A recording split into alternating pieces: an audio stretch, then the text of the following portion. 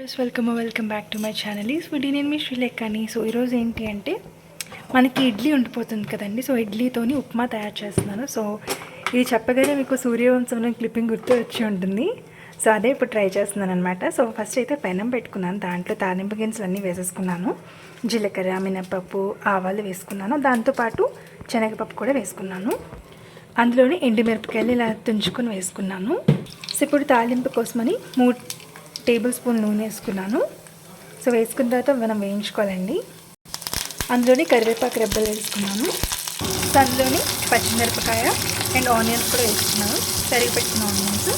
అవి వేగే లోపల సో నేనైతే 2 ఇడ్లీస్ ఇలాంటివి తీసుకున్నాను అండి, పెద్ద ఇడ్లీలు ఉంటాయి కదా. సో వీటిని ఇప్పుడు ఏం చేయాలో చెప్తాను. సో మొత్తం ఇడ్లీని లాగా స్మాష్ చేసుకున్నాను చేతితోనే.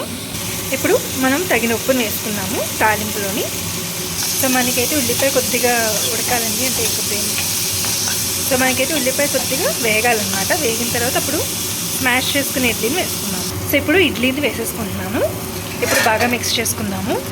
అంతే అండి, ఎంతో టేస్టీ అయిన ఇడ్లీ ఉప్మా అనేది రెడీ అయిపోయింది. సో మీ ఇంట్లో కూడా మీరు ఇది ట్రై చేయండి. ఒకవేళ ఇడ్లీలు కనుక వండిపోయాయి అనుకుంటే, లేదు అంటే మీరు చేయాలనుకుంటే మామూలుగా ఇడ్లీలు వండుకునే దాన్ని చేసుకోవచ్చు కూడా.